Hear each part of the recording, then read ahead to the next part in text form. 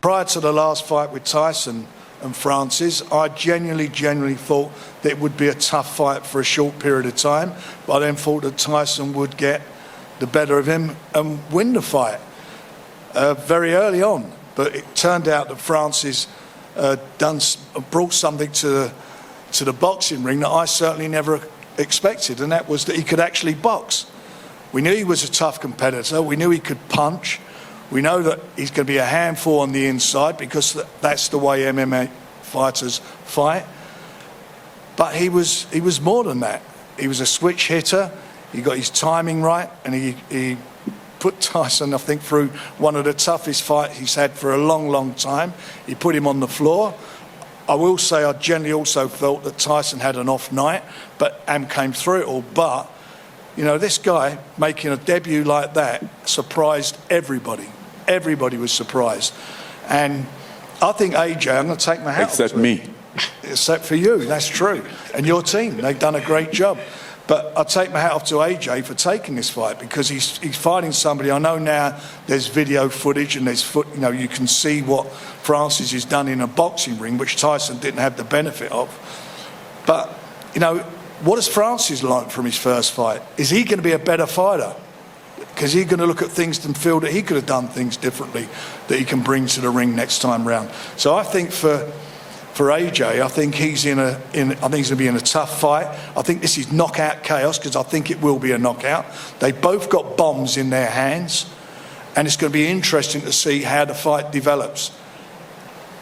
You know, I do think it will be, as the bell goes, I think because of their styles, it will be explosive. So for the fans, it's going to be something extra special. And for the winner, as His Excellency said, the big fight's happening on the 17th of February, part again of the Riyadh season with Tyson and Usyk. The winner of that, would we like to see him with the winner of this fight? Everybody in this room would love to see that. Everybody in boxing would love to see that. So everybody's got something to aim for. And it's huge. It's a huge moment in time for boxing. Heavyweight boxing has not seen this happen in my lifetime. Big fights like this happening one after the other. So it's a fantastic moment.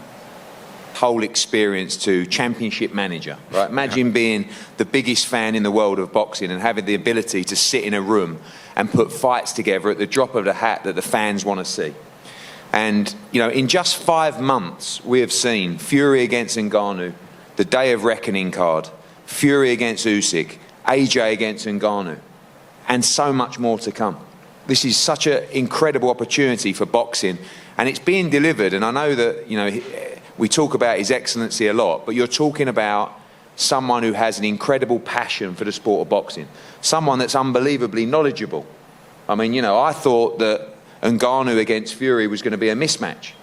And he told me off, he said, you're going to be wrong. And I said Callum Smith was going to beat Beterbiev, and he told me I was wrong. And it shows that he knows his boxing. I met Francis Ngannou, we were just talking, maybe just over or under a year ago in Las Vegas. He told me about his ambition to be in big boxing events. You know, firstly, I met a guy with an unbelievable story. I met a guy with a very strong mind, but I didn't take him seriously, if I'm honest. I just have never known anybody to waltz into a sport and compete, and in my opinion, and it was very close, in my opinion, beat Tyson Fury that night. It's never been done before. You know, he may be unlucky that he's not sitting here as the world lineal heavyweight champion on his professional debut. Yeah. So now, as we said earlier, we take him very seriously. And after that fight, which we give him unbelievable props for, I said the biggest fight out there, outside of Fury against Usyk, is Joshua against Ngannou. And we'd already signed the Deontay Wilder-Joshua fight, and as soon as that show finished on December 23rd, His Excellency said to myself and Frank, we need to talk. What is the biggest event we can do on March the 8th? And the answer was this. In my opinion, you have the two biggest fights in the heavyweight division happening within 3 weeks of each other in Saudi Arabia. It is an incredible opportunity. For AJ, as Frank says, there's big jeopardy in this fight. This man is going to be the undisputed heavyweight world champion. I truly believe it. but he's doing it the difficult way, going through obstacles and what some might call immovable objects in this man to my left, the giant of a man, the former UFC heavyweight world champion, but now a guy that we take very, very seriously in the sport of boxing. This guy's on a roll, he's working with a great team, and we just cannot wait. This is a dream opportunity for the sport of boxing, and we're also invested to give the fans incredible nights, and this is another fantastic fight for Riyadh season. First of all, greetings to the media here in London. Assalamu alaikum to Your Excellency, Turki al-Sheikh. It was no surprise to us, the Tyson Fury fight. We told you all from day one what was going to happen. And the same thing applies here. We expect fire, but at the end of the day, the flaming fist of Francis will finish Joshua March 8 in Riyadh, Saudi Arabia. You left the UFC to have the biggest fights, with the biggest paydays, the biggest purses, on the biggest stage. It doesn't get much bigger than this, does it? No. First of all, I want to thank everybody here to show up, to come here and make this press conference great. Thank you to my brother, the Excellency, for one more time again putting me in this position, you know, to live my dream, have all those great experience, such as the one that I had in Riyadh 2 months ago. It was amazing. So hopefully this will be the same thing and finish the same way. I've been sitting here, listening to people talking, and even Eddie praising me, which I appreciate that. But at the same time, I'm not sure if he's honest or if he just want to get me sleep on his guy, which that's not going to happen. I'm just a beginner out here that's gonna train really hard and do everything and come as an underdog to win the fight. So I don't take my last fight as a reference and think that I get this done and think that I get everything. You know, I know exactly where I am at. I'm just a beginner, and I'm definitely gonna come up better and yes, get better and better. So that's how I see things. I'm getting prepared for a tough, hard fight. Yes, the Tyson Fury fight was great. It was awesome, but that's now in the past, and I have a new challenge in front of me, and I take it even more serious now than before, because now I think there is something more on the line, which is probably the undisputed. So let's see. Maybe I will do something that nobody has done before, and I really believe that I have the tools of doing that. Starting off having a win against AJ on March 8 in Riyadh, which is going to be a big fight. Not an easy one, but a possible one. And I'm going to take that. Francis, you haven't pulled any punches in the build-up to this fight already. You've come out and said, I've heard that AJ doesn't have a chin. I'm going to test that out. Is that your plan? Is it seek and destroy? Well, I'm going to fight him, so what do you think I'm going to do? Is to look for his chin. I mean, that's what happened in the fight. In case in the fight, you're trying to hit somebody in the chin or wherever you can hit him, right? And then, yes, I heard that he doesn't have a chin. I don't know if it's true or not. We're going to find out. I hope I had an opportunity to test that out. That's my wish. That's what I'm wishing for. Your first thoughts when you heard of Francis Ngannou as a potential opponent for you? No problem. Just not... You'll fight anybody. I know you're chasing belts. I know you want to be three-time heavyweight champion of the world. Is this part of that plan? Every fight leads to somewhere. So this fight is my everything, my soul, my spirit, my mind, my body. And we'll see where it leads me. But right now, I'm not thinking about any championship belts or anything. My main focus is Francis. And to be fair, getting through intense, focused training camp, because realistically, how I train is how I fight. So if I get victory in my training camp, I'm sure I'll get victory on the night. So that's all I'm focused on. Right now, we're going to put the belts on hold because my main focus is getting through training camp and getting to the fight successfully. It feels like you and Ben have really gelled this through the last camp and through now. You know, people are saying, I know you don't like to hear people say, oh, it's the old AJ is back, etc. What is it like working with him, and how have you found that going into this fight? It's really good working with him, the whole team at the academy. They've helped a lot. I still speak with Derek James in the States, but being home and having someone just as good, I'm just searching for greatness, really.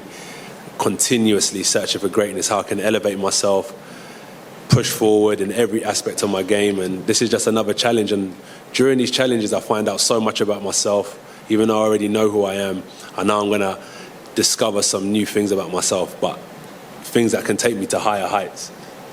No doubt. Now, before his boxing debut, he was an unknown quantity. Now you've seen him for 10 rounds. You know, there is footage of him online you can actually look at and watch now. What does he bring to the table that you got to watch out for? I won't say too much, but he brings 2 arms, a body, like every other fighter does. But it's just his mind that's different to everyone. Everyone has their own unique, they're unique in their own way. But in terms of the frame and the makeup of someone, he's seen people like me. I've seen people like him many a times before. But it's just his mind that I'll have to conquer in the ring. You have to take someone's soul, you have to take their spirit. And I'm looking forward to the challenge for sure. And that's it, really. It's going to be good. It's going to be explosive. I've got many ways to skin a cat. I can counter punch, he can counter punch. We can both box, as he's proven himself to. And we can both trade. And it was going to be a good fight. And shout out to His Excellency as well, my promoter, my whole team, 258, for getting me in this position to showcase why I'm the top heavyweight in the UK. And I'm not really too concerned about the world. I'm trying to conquer where I live. I just want to conquer here and make everyone know that I'm the one who puts boxing on the map. There's a riches of heavyweight around, especially in the UK. Now, to finish off, before we go to the face-off, I would like to give the final word to Eddie Hearn. Eddie. No, thank you, Josh, and just to replicate what everybody said here, thank you for all turning up and being part of a huge event. Like I said, the ability to sit with His Excellency and Frank and brainstorm about potential fights for the kingdom is a blessing. And it's been very difficult to go through this press conference with the thought of Matchroom versus Queensberry and the 5-fight dust-up that's going to ensue later in the year. But as a fight fan, although Callum Smith suffered defeat at the weekend, to hear him talk about Bivol against Beterbiev, I think everybody in this room, these are the kind of matchups that we've been missing in boxing that can just happen so naturally when you've got someone who is so passionate and has the ability to make them happen. So, welcome to Francis and his team, and Anthony, and to hear people talk about these potential matchups in a heavyweight division. And like I said, if you can imagine the winner of this fight facing the winner of Fury against Usyk, and it's been a long dream of Anthony's and all of the teams to become undisputed champion. I know his focus is just on Francis Ngannou, but to have those opportunities is incredible. And get ready for an unbelievable event that these guys are taking care of on February the 17th. Fury against Usyk, Joshua and Ngannou, all within 3 weeks of each other. Just incredible opportunity for our sport, and thank you for the passion and the vision. Fights which sometimes have been not financially viable for us to make happen, but now it's changed. It's happening so quickly, so fast, and it's one after one great fight, followed up by fantastic undercards, brilliant undercards. I mean, it just keeps coming and coming and coming. We are in probably the golden age of boxing, world boxing, without a doubt. And if anybody doesn't want to be on board, then they're a fool. I'm very disappointed that Oscar should say what he said. He should know better than that. This is great for the sport. The fights are happening, and it's down to His Excellency and his team. And for me, at my age, I'm 72 next month, I've never seen anything or been involved in anything like this in boxing. This is just brilliant, and if you're a boxing fan, you're in boxing heaven. So from me personally, and I think from everybody in boxing, thank you, Your Excellency, for all you've done to help and make these events happen.